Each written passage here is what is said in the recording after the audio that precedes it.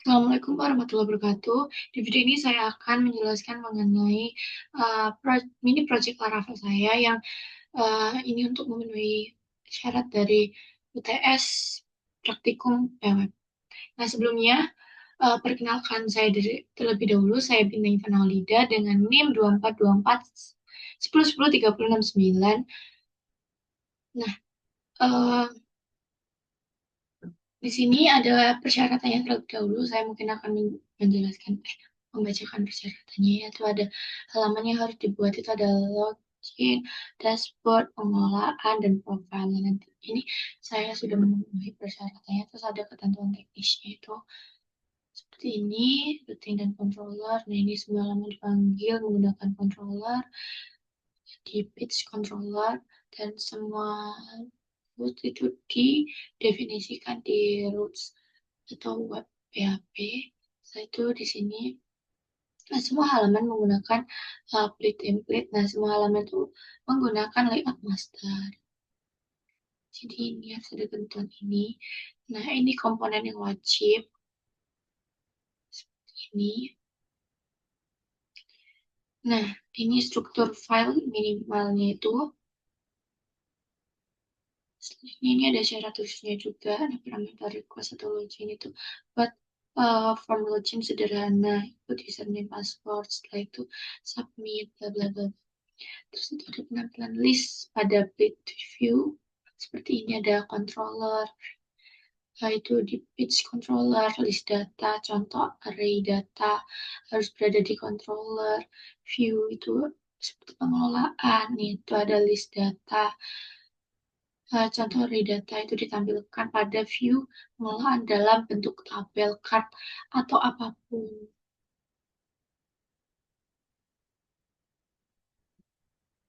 Setelah itu, ini juga kita tidak menggunakan CRUD ya, dan tidak menggunakan database. Setelah itu, uh, kita harus memenuhi minimal ada 9 file ini, ada root, controller, layout, view login, view dashboard, view pengelolaan, view profile, komponen navbar, komponen footer, kayak gitu. Nah, mungkin kita lihat ke kodenya. Nah, mungkin ini tuh kodenya.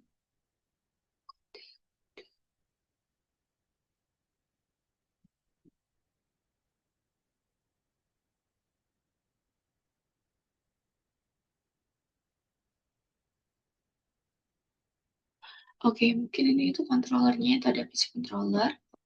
Nah, di sini tuh otak atau pengatur logika dari setiap halaman webnya. Jadi ini untuk mengarahkan ke halaman web tertentu. Nah, ini ada login, isi login. Nah, itu memasukkan username dan password. Setelah itu dashboardnya itu menampilkan username. Setelah itu, uh, oh ya, di sebelumnya itu di sini ada proses login juga. Setelah itu ada di fungsi pengelolaan juga. Nah, di fungsi pengelolaan itu kita ada username, jenis sampah, untuk jenis sampahnya. Terus ada petugasnya, ID, nama wilayah, jadwal, dan nomor HP-nya. Setelah itu ada pengangkutannya, ada ID, tanggal, petugas, jenis sampah, terus berat, lokasi, status. Ini ada view-nya pengelolaan. Itu ada username, jenis sampah, eh, petugas, dan pengangkutannya. Satu bisa logo juga. Oke, mungkin lanjut ke footer atau navbar dulu. Nah, ini untuk footernya. Nah, footer itu nanti dari bagian tampilan bagian bawahnya, itu ada navbar di tampilan atasnya. Seperti ini. Setelah itu kita ke root-nya new pakai web.php. Nah, ini uh, untuk root sendiri itu ini biasanya tempat mendefinisikan semua root untuk aplikasi webnya kayak gitu. Nah, ini ada kelas login itu namanya login kayak gitu.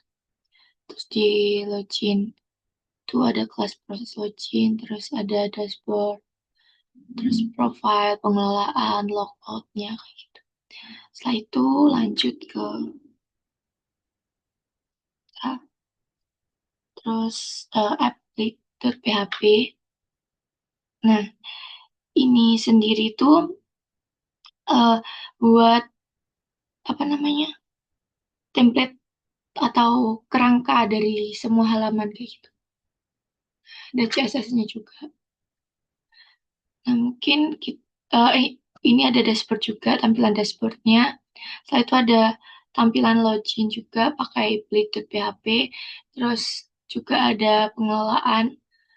Terus juga ada profile. Hmm. Nah, kita lanjut ke tampilannya. Oh ya, ini sudah memenuhi syarat semua ya. Oh, tampilan. Nah, kita, oh ya, saya kan belum menjelaskan project yang saya buat itu ada sistem manajemen sampah. Ini sebelumnya itu melanjutkan dari UTS, dari PLTM-nya, kayak gitu, sistem manajemen sampah. Nah, ini kita masukkan, misalnya username-nya itu bintang, terus password-nya itu, ini bisa terserah ya, terus login. Nah, ini tampilan dashboard-nya seperti ini, jenis sampah, petugas, pengangkutan, ada pengolahan. Nah, ini tampilannya. Hmm,